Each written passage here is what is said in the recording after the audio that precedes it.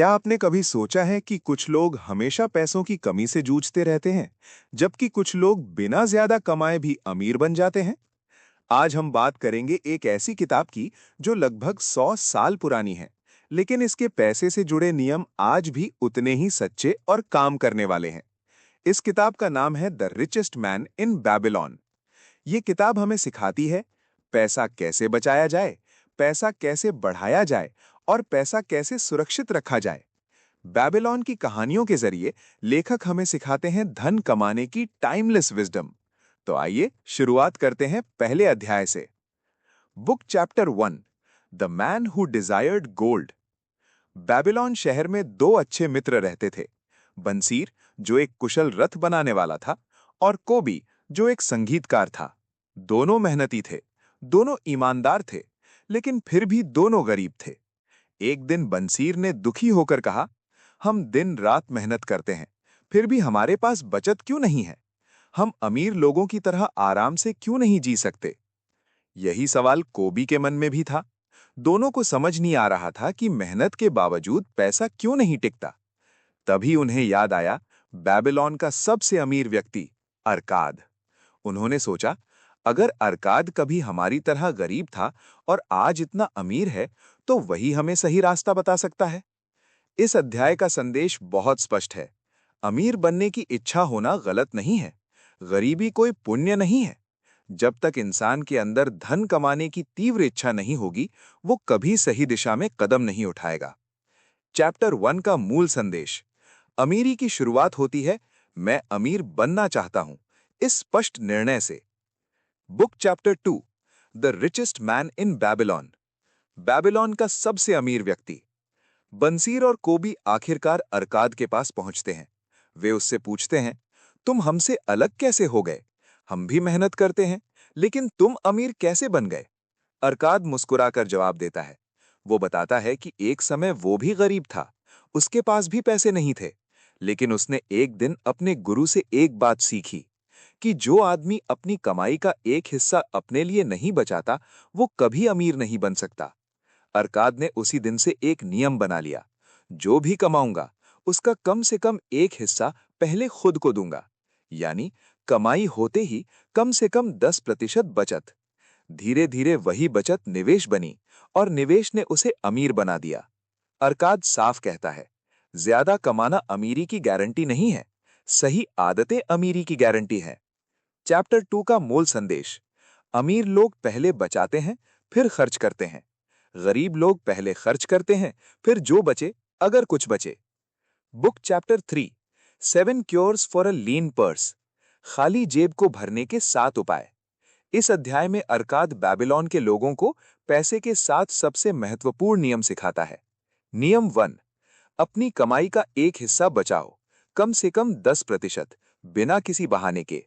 नियम 2, अपने खर्चों पर नियंत्रण रखो, जरूरत और इच्छा में फर्क सीखो, हर खर्च जरूरी नहीं होता। नियम 3, अपने पैसों को काम पर लगाओ, पैसा सिर्फ जमा करके रखने से अमीर नहीं बनाता, पैसा निवेश से बढ़ता है। नियम 4, अपने धन की रक्षा करो, बिना समझे निवेश मत करो, लालच में आकर पैसे मत लगाओ। नियम 5, घर को निवेश बनाओ, ऐसी संपत्ति बनाओ जो खर्च कम करे और सुरक्षा दे। नियम 6, भविष्य की आय सुनिश्चित करो, बुढ़ापे और परिवार के लिए आज से योजना बनाओ। नियम 7, अपनी कमाई की क्षमता बढ़ाओ, सीखते रहो, अपनी स्किल्स बढ़ाते रहो। अरकाद अंत में कहता है, पैसा उन लोगों के पास टिकता है जो उसका सम्मान करते हैं। चैप्टर 3 का मूल संदेश। अमीरी किसी चमत्कार से नहीं, सही आदतों से आती है। Book chapter 4, meet the goddess of good luck. इस अध्याय में लेखक हमें यह सिखाते हैं कि लक कोई जादू नहीं है। बेबीलोन के लोग अक्सर कहते थे, वो आदमी भाग्यशाली है इसलिए अमीर बन गया। लेकिन अरकाद उन्हें समझाता है कि लक दरअसल मौकों को पहचानने और सही समय पर एक्शन लेने का नाम है। वो कहता है, सौभाग्य हमेशा दरवाजा खटखटाता है, लेकिन वही व्यक्ति उसे पहचान पाता है जो तैयार रहता है। जो लोग डर के कारण अवसर छोड़ देते हैं या टाल-मटोल करते रहते हैं, वे बाद में कहते हैं, किस्मत खराब थी। असल में किस्मत खराब नहीं होती, फैसले कमजोर होते हैं। चैप्टर 4 का मूल संदेश। लक उनका साथ देती है जो अवसर देखकर साहस के साथ कदम बढ़ाते हैं। Book chapter 5 the 5 laws of gold. ये अध्याय पूरी किताब का सबसे शक्तिशाली और प्रैक्टिकल हिस्सा है। अरकाद यहां धन के 5 शाश्वत नियम बताता है। नियम 1, जो व्यक्ति अपनी कमाई का एक हिस्सा बचाता है उसके पास धन आता है। बचत अमीरी की पहली सीढ़ी है। नियम 2, जो धन बुद्धिमानी से लगाया जाता है वो बढ़ता है। सही निवेश पैसे को आपके लिए काम करने पर मजबूर करता है। नियम 3, जो धन अनुभवी लोगों की सलाह से लगाया जाता है वो सुरक्षित रहता है। बिना समझे निवेश करना धन को नष्ट कर देता है। नियम 4, जो धन ऐसे काम में लगाया जाता है जिसे निवेशक समझता नहीं वो नष्ट हो जाता है। अगर आपको समझ नहीं है तो वो निवेश नहीं, जुआ है। नियम 5, जो धन जल्दी अमीर बनने की योजनाओं में लगाया जाता है वो उड़ जाता है। लालच सबसे बड़ा दुश्मन है। अरकाद साफ शब्दों में कहता है, धन धैर्य को पसंद करता है, लालच से नफरत करता है। चैप्टर 5 का मूल संदेश। धन के नियम नहीं बदलते, चाहे समय कितना भी बदल जाए। Book chapter 6 the gold lender of Babylon. Babylon का साहूकार। इस अध्याय में कर्ज और उधार की सच्चाई बताई जाती है। बेबीलोन का एक प्रसिद्ध साहूकार लोगों को पैसे उधार देता था, लेकिन सोच समझकर। वो कहता है, हर वो व्यक्ति जो कर्ज मांगता है उसके योग्य नहीं होता। ये अध्याय हमें सिखाता है, उधार देना भी एक कला है और कर्ज लेना भी एक जिम्मेदारी। अगर आप बिना योजना के कर्ज लेते हैं तो आप अपने भविष्य को गिरवी रख देते हैं, और अगर आप बिना समझे उधार देते हैं तो आप अपनी मेहनत की कमाई खो देते हैं। चैप्टर 6 का मूल संदेश। कर्ज तभी मदद बनता है जब वो समझदारी से लिया और दिया जाए। Book chapter 7 the walls of Babylon. Babylon शहर चारों ओर से मजबूत दीवारों से घिरा हुआ था। इन दीवारों ने शहर को दुश्मनों से सुरक्षित रखा था। अरकाद इसी उदाहरण से हमें फाइनेंशियल प्रोटेक्शन का महत्व समझाता है। वो कहता है, जैसे शहर को दीवारों की जरूरत होती है वैसे ही धन को भी सुरक्षा की जरूरत होती है। बहुत से लोग पैसा तो कमा लेते हैं लेकिन उसे सुरक्षित नहीं रख पाते। एक बीमारी, एक दुर्घटना या एक गलत फैसला सारी कमाई खत्म कर सकता है। इसलिए अरकाद सिखाता है, भविष्य के खतरों के लिए तैयार रहो, अनहोनी के लिए सुरक्षा रखो, परिवार की जिम्मेदारी समझो। आज की भाषा में इसका अर्थ है बीमा यानी इंश्योरेंस, आपातकालीन फंड, सुरक्षित निवेश। चैप्टर 7 का मूल संदेश। धन तभी टिकता है जब उसे नुकसान से बचाया जाए। Book chapter 8 the camel trader of Babylon. ऊंट व्यापारी की कहानी।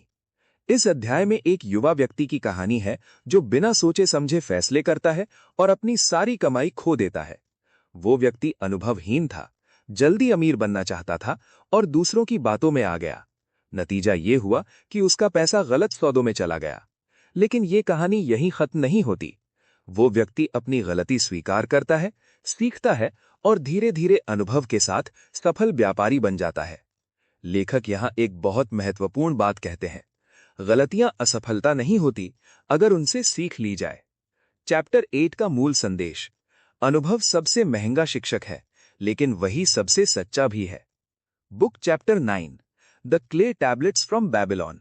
बेबीलोन की मिट्टी की तख्तियां। ये अध्याय पूरी किताब का सबसे रिलेटेबल और प्रैक्टिकल हिस्सा है। इसमें एक साधारण आदमी अपनी फाइनेंशियल जर्नी बताता है। वो कहता है, मैंने अमीर बनने का सपना देखा लेकिन रास्ता नहीं जानता था। फिर वो अरकाद की सीख अपनाता है, कमाई का एक हिस्सा बचाया, खर्चों पर नियंत्रण रखा और धैर्य के साथ निवेश किया। उसने अपने खर्च लिखने शुरू किए, अपनी आदतें बदलीं और धीरे धीरे उसकी जिंदगी बदलने लगी। कोई चमत्कार नहीं हुआ, कोई लॉटरी नहीं लगी, बस अनुशासन, धैर्य और निरंतरता। चैप्टर 9 का मूल संदेश। आम आदमी भी अमीर बन सकता है अगर वो सही नियम अपनाए और उन्हें लगातार निभाए। Book chapter 10 the luckiest man in Babylon. Babylon का सबसे भाग्यशाली व्यक्ति। इस अध्याय में लेखक हमें एक ऐसे व्यक्ति की कहानी बताते हैं जिसे लोग सबसे भाग्यशाली आदमी कहते थे। लेकिन जब उसकी जिंदगी को ध्यान से देखा गया तो पता चला कि उसकी किस्मत दरअसल मेहनत, ईमानदारी और धैर्य का परिणाम थी। वो व्यक्ति हर काम पूरी ईमानदारी से करता था, मुश्किलों से भागता नहीं था और सीखना कभी बंद नहीं करता था। लेखक यहाँ साफ संदेश देते हैं। लक उसी का साथ देती है जो जिम्मेदारी निभाने से नहीं डरता। ये अध्याय हमें ये सिखाता है कि सफलता अचानक नहीं आती, भाग्य मेहनत का इनाम होता है और अवसर उन्हें मिलता है जो उसके योग्य बनते हैं। चैप्टर 10 का मूल संदेश, जिसे लोग किस्मत कहते हैं, वही असल में लगातार किया गया सही कर्म होता है। Chapter 11, an historical sketch of Babylon, Babylon का ऐतिहासिक चित्रण। ये अध्याय पूरी किताब को एक गहरी समझ देता है। लेखक हमें बेबीलोन के इतिहास से परिचित कराते हैं, एक ऐसा शहर जो कभी दुनिया का सबसे समृद्ध नगर था। बेबीलोन की समृद्धि का कारण था धन का सही प्रबंधन, व्यापार की समझ और आर्थिक अनुशासन।